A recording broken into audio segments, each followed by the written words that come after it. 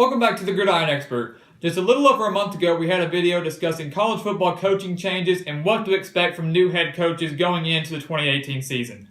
Now we're going to discuss coaches that could potentially be on the hot seat going into this season and needed to produce some major results if they want to keep their job going into the 2019 season. So we have a list of 6 head coaches that I was able to pull together that I think could be fighting for their jobs this season, and we might know about halfway through the season if they're going to be able to stay with their respective schools or not. So we're going to discuss these 6 and kind of talk about what they need to do if they want to stick around for years to come. Now, the first coach we've got up here is Lovie Smith at Illinois. As you can see, he has a 5-19 overall record during his time there. Of course, that's only over the span of just 2 seasons. He's going into his 3rd year at Illinois. And when I first heard about this hire, I was actually very excited for them. I thought this was a very solid hire. Lovie Smith, as we all know, had a little over a decade-long tenure in the NFL as a head coach. He took the Chicago Bears to Super Bowl 41. Of course, they lost that game to Peyton Manning and the Colts, but still got them there and did not have a very good run with the Tampa Bay Buccaneers. But nonetheless, he was a head coach in the NFL who was able to produce some decent results. And I thought coming back down to the college level, I thought he might be able to produce some decent results for an Illinois program that has struggled these recent years. But that has certainly not been the case. Only 5 wins in 2 years. Including a 2-10 mark just last year. So they actually took a step back from the 2016 season. So Lovie Smith definitely, I think, needs to get Illinois to a bowl this season or maybe get very close to it. Show any sign of improvement, getting them maybe to at least 5 wins, hopefully 6 to crack that bowl game drought. But a lot of things in the works for him. There have been rumors that this could potentially be his best team at Illinois going into the season. Of course, you have to wait. We'll discuss that when we do our team by team predictions in the summer.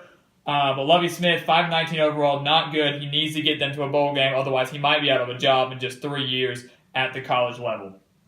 David Beaty at Kansas, 3-33 overall, heading into his 4th year with the Jayhawks. Now, Kansas is a very, very difficult place to coach football. We know that. They have not had very much success. They have not been to a bowl game since 2008. So it's been 10 years since they've even been to a bowl game. So expectations aren't high at Kansas.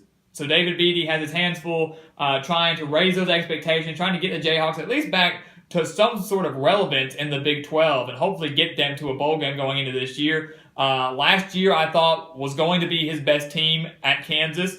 Ended up not being very good at all, of course, as we all know. He's going into his 4th year here, and most people say it usually takes 3 to 4 seasons for a coach to finally hit their stride. That's when they can finally have a team full of all their players that they have recruited, and gotten to put their system into place.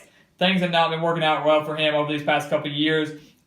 It would be very difficult to predict Kansas to go to a bowl game this year. I don't think the expectations would be that high there. But I do think if Kansas can crack maybe the 4-win mark, the 5-win mark, he'll be able to stick around for another year and hopefully get there to that 6-win mark in the next year, maybe the next 2 years, to get Kansas back to a bowl game for the first time in a decade. So he obviously has a lot of things going on here. It's a very difficult place to win. As we all know, Kansas does not recruit well. Where they are located in the Big 12, they're competing against other schools like Oklahoma, Texas, and even Kansas State, who's obviously the more dominant team in the state. So David Beaty has his hands full. I know he's a very capable head coach. I think he can get the job done, but he's certainly running out of time going into year 4.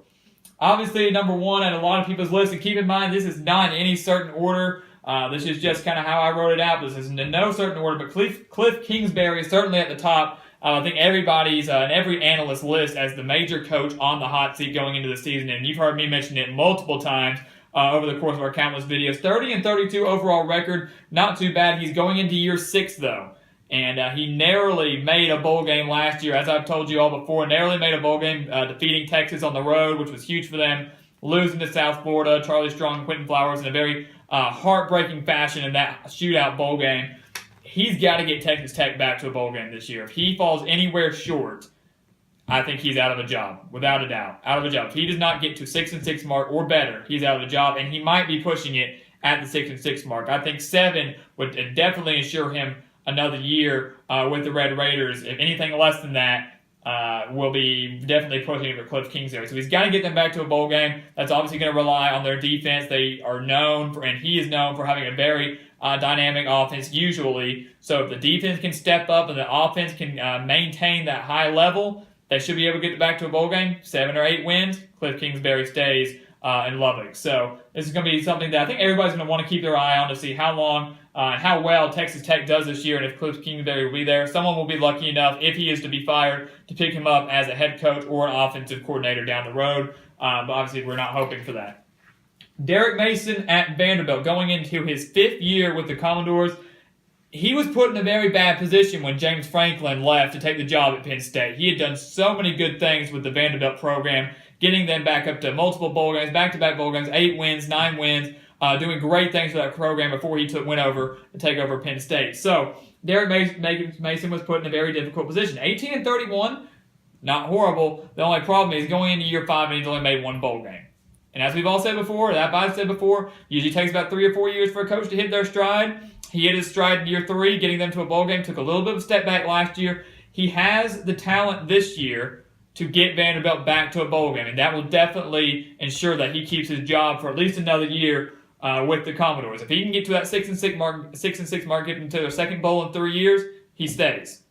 If not, there will be the potential that he might be out of a job. There is a chance of that. And it's going to really just depend on how bad of a record it is. If it's 5-7, they might keep him around a little while longer. Anything less than that, though, and he might be out. So it's going to be very interesting to see how this plays out for Derek Mason. I respect this man. He knows what he's doing. We know that Vanderbilt usually prides himself on defense. The offense, I think Kyle Shermer being back at quarterback should take a little bit of a step up. And I think they might be able to crack that 6-6 mark and ensure Derek Mason sticks around for another year.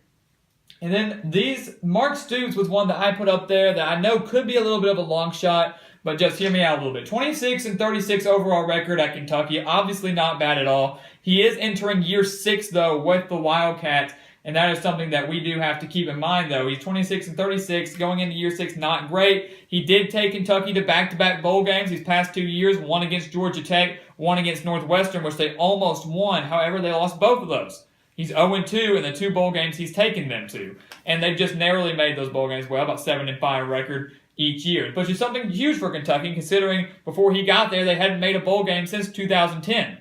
So he's obviously getting Kentucky in the right direction. Kentucky could see a little bit of a step back this year, maybe not make a bowl game. Could he have the potential to be fired? Could he be out of a job if he hits a 5-7 mark or anything worse than that? Kentucky's tend against teams that they should be able to take care of. They usually struggle against them. If you go back and watch some of the film, some of the games from the past couple of years, teams that they should have been being able to take care of at home, they have not. It's been a little bit of a struggle for them. Mark Stoops has Kentucky pointing in the right direction. Back-to-back bowls where you want to be. They're still not to the point where they can contend in the SEC East, although they were right in the hunt for playing in the SEC Championship up until the final weeks of the season. If he fails to get to a bowl game this year, I think going into the 2019 season, he would definitely be on the hot seat. Might not get fired after this year unless he just totally tanks. But that is something to keep our eye on. Mark Stoops definitely needs to get Kentucky back to a bowl game just to ensure that he still has a job.